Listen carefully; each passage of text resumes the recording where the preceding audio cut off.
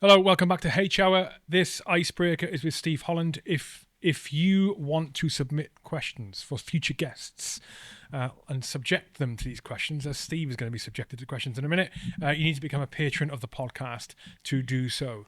And you will get access to the upcoming guest list. You will get access to live feeds when they're available, and you'll be able to submit questions ahead of time and during the live feeds for the guest, and they will get asked during the episode. To do that, go to patreon.com/HK podcast or go to hughkier.substack.com. It doesn't cost a lot. You can become a patron for as little as £3.50 a month. Less than the cost of a Starbucks, and better than Starbucks because Starbucks is shit and you get a lot more value for money when you pay for Hugh, not for caffeine.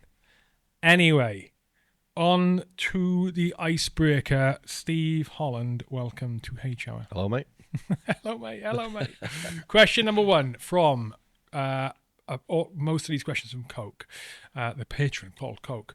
What is the bravest thing? Oh, look at this. You have to not be modest here now. Go on. What is the bravest thing you've done? I've not looked at these questions before. What is the bravest thing you've done and the bravest act you've witnessed? So what have you done and what have you witnessed? And mate, I know that ex-military have a problem with complimenting themselves, right?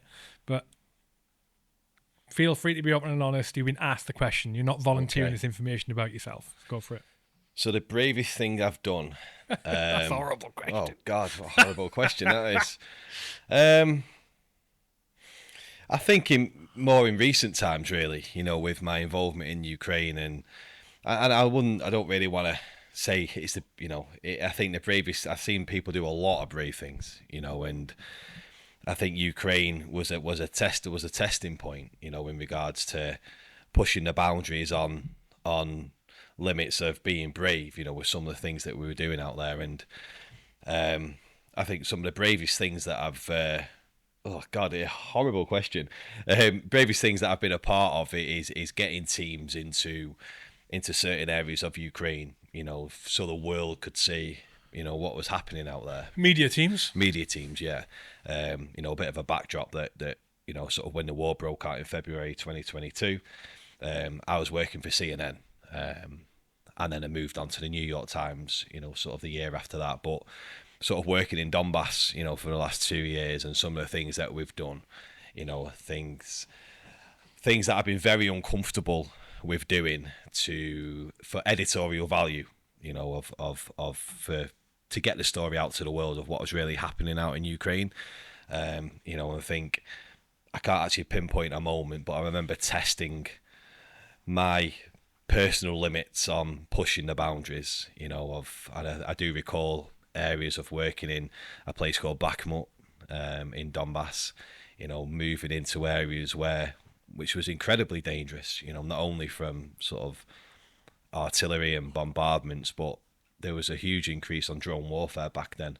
I think some of the bravest and courageous things that I've just done, but the teams have done, is actually getting into these areas to report things. And I can't really go into specifics, but I think moments in Ukraine has tested, and I've seen the braveness and courage of not only from myself, but other people as well, journalists more than anything, with their sort of passion of getting a story out to people, so yeah.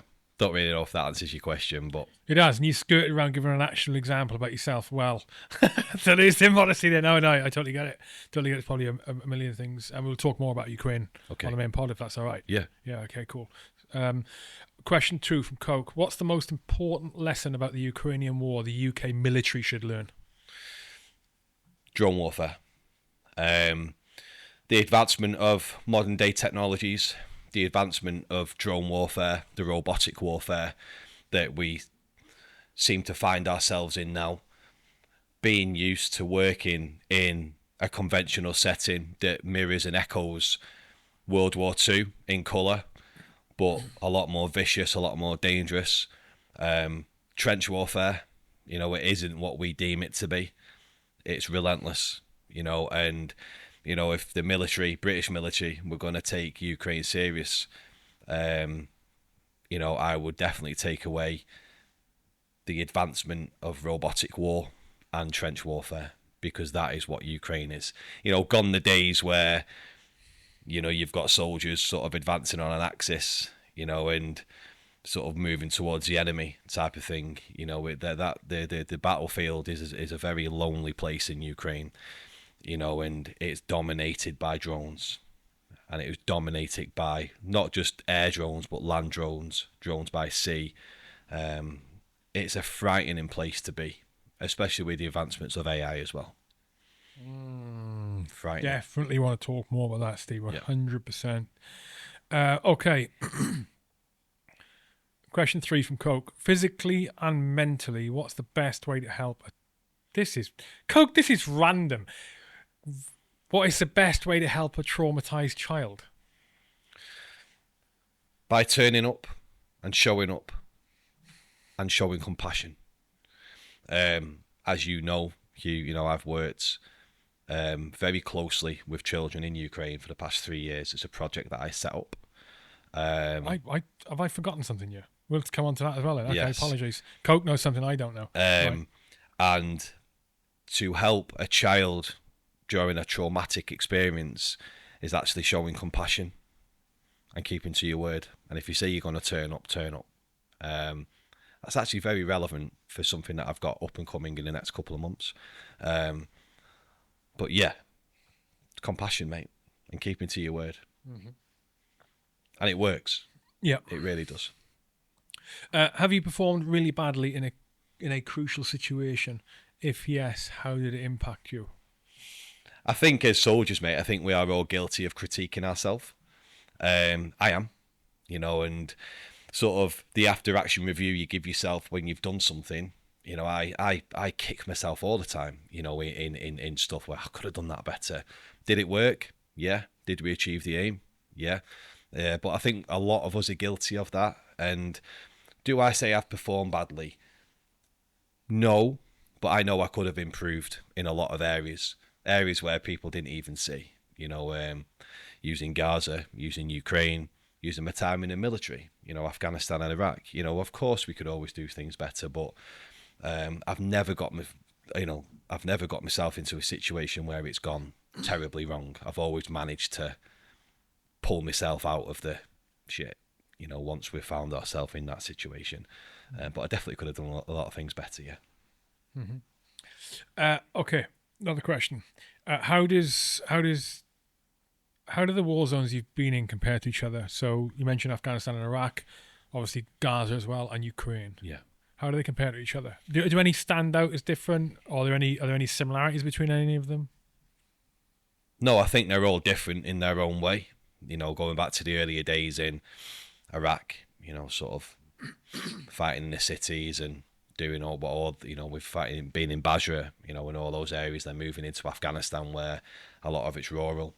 Where coming away from Afghanistan and stepping into Ukraine, where Ukraine, like I said to you before, you move from a rural to an urban environment very quickly. I think, I was a part of the biggest counter-offensive since World War II. When the Ukrainians went on their offensive in 2022, and I moved from a rural to an urban setting, which was fascinating to be a part of and to watch, in the first view in real life.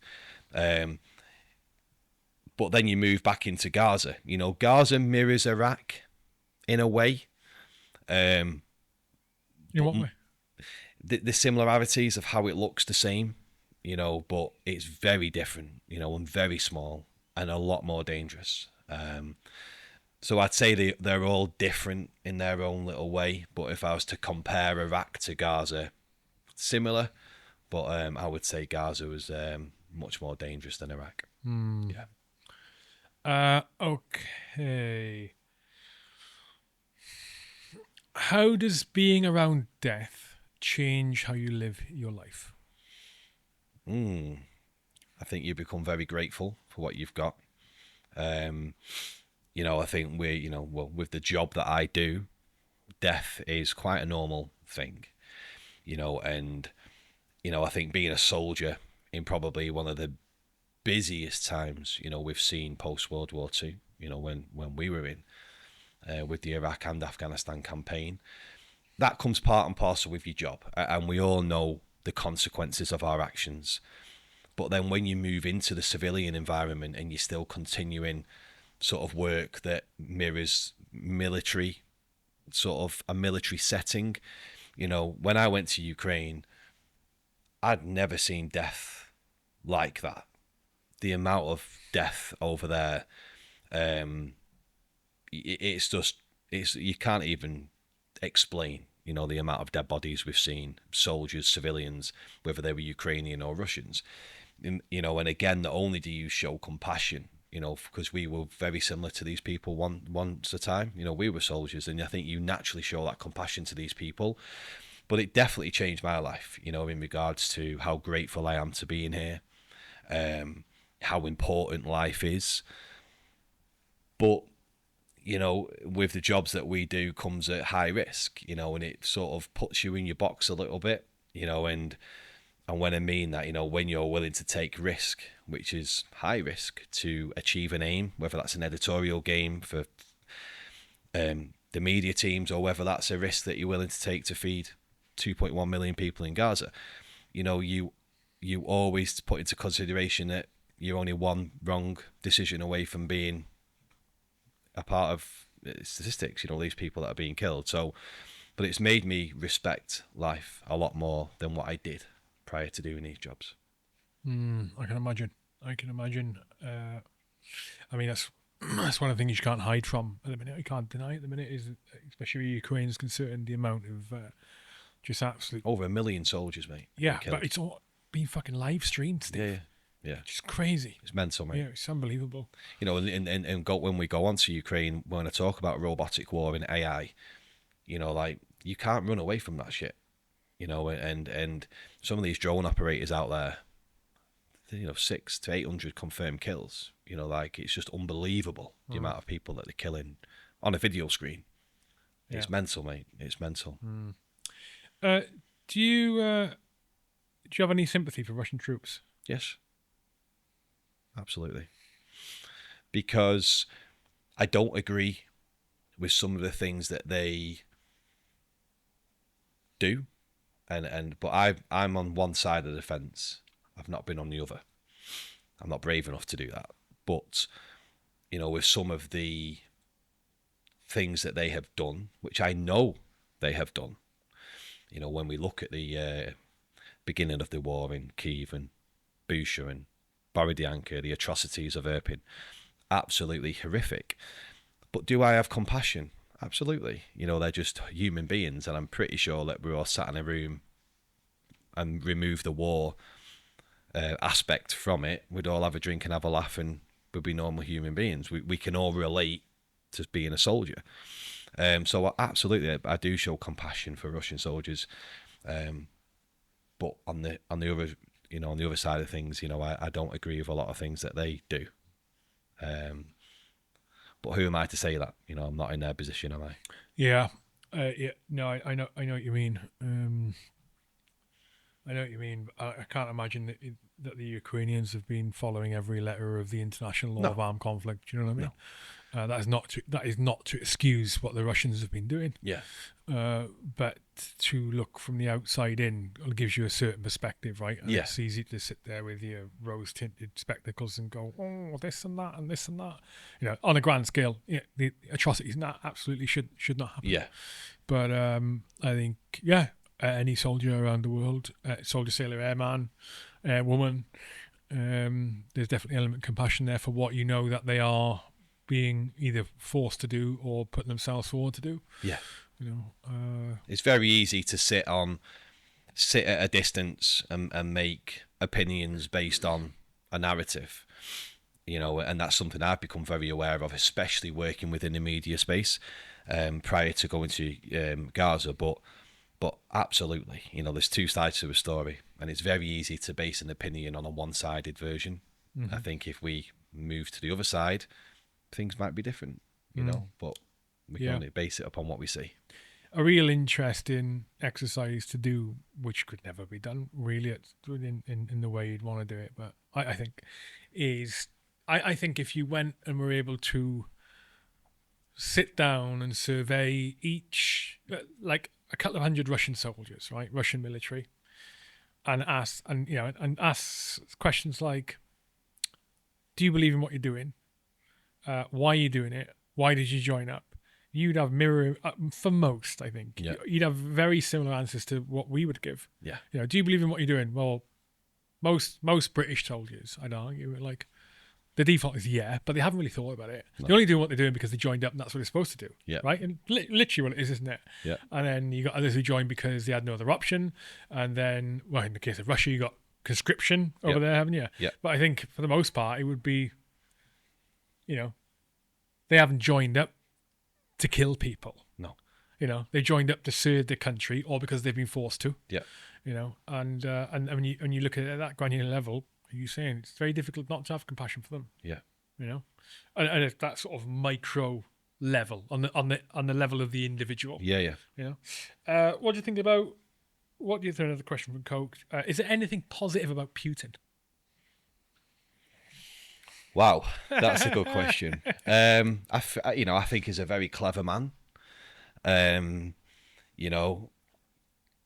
Listen, I get it. And without trying to get too involved in the political stance and the reasons for, he's got his view. The West have got their view. Do I think he's stupid? No, I think he's far from it. But it's really hard to base on if there's going to be any positivity from this war that we're seeing, which is more or less creeping over to the West. And I think we could very easily find ourselves roped into this if things don't stop. I think that side of things is pretty stupid, because that's only going to create a negative response, with the drones coming into Poland. And I know there's a reasoning behind all this, far beyond of what I can talk about, but it's hard to give a positive answer, but I think respectfully, I think he knows what he's doing, and I think he's playing a clever game, if that makes sense. Yeah, it makes sense. Yeah, makes total sense. Okay, that is the end of the icebreaker. We've got more questions there, which they've been requested to be asked during the main podcast, so I'll do that. If you are listening to this episode on your podcast app, this is going to roll over into the next episode in the playlist from H Hour, which is the full podcast with Steve. And like I said at the start of this, if you want to submit questions for future guests, if you want to support the podcast, support me, become a patron. The link to become a patron is in the blurb. That's it for now. Enjoy the full episode number 273, and we are